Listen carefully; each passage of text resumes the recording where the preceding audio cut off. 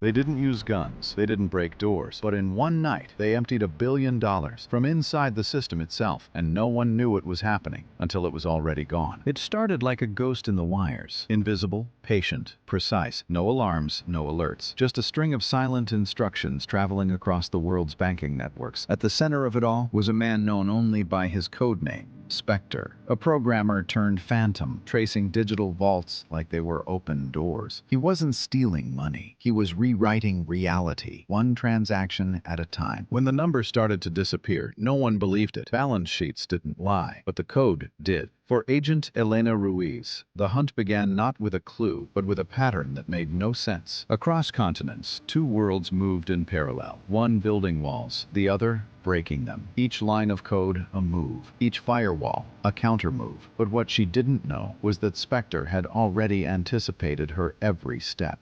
They didn't use guns, they didn't break doors, but in one night, they stole $1 billion without ever leaving their rooms. The world called it the most sophisticated digital robbery in history. Inside the network, one name kept appearing, Specter. His real name was Ivan Kovac, age 38, former systems engineer, fired for discovering the very weakness that would make him a legend. For years, he built his own system, an invisible labyrinth of servers spread across 4 continents, and tonight, he was ready to test it. The command that would light up every bank alarm on Earth, hours too late. It began in Manila, a single transaction, less than $20, rerouted through a dormant account. In 30 seconds, it became 200,000. In 3 minutes, 4 million. Money moved like electricity, each transfer bouncing through shell companies, charities, and fake casinos. Every time someone noticed, it was already somewhere else, 9,000 kilometers away.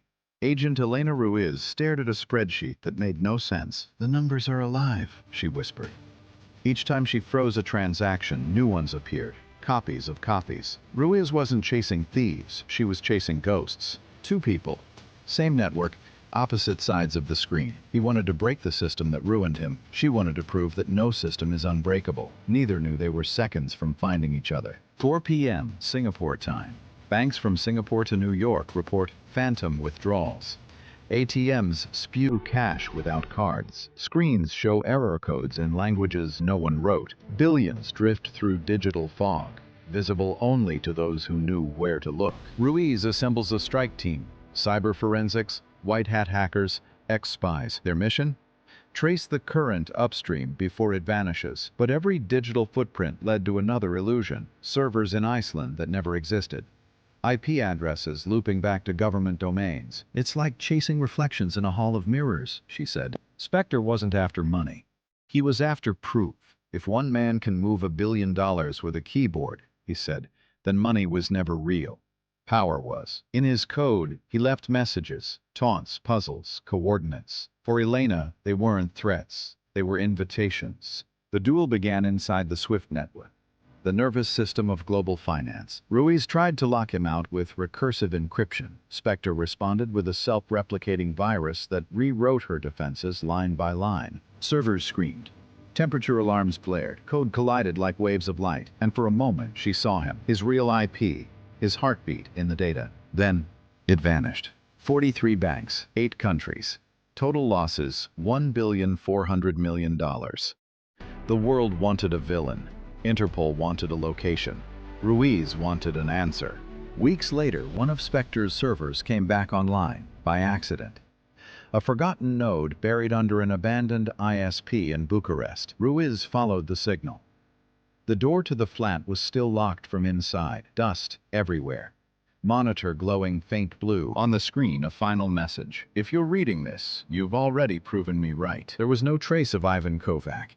No body, no passport, no exit record. Some say he escaped to the darknet. Others believe he wiped himself from every database, including his own. But one fact remained. Every stolen cent had been returned, anonymously. Ruiz never found him. But she found what he left behind. An algorithm so advanced, it predictions global currency fluctuations a week in advance. It was less a weapon, more a mirror. Specter hadn't just robbed the system. He had shown it its reflection.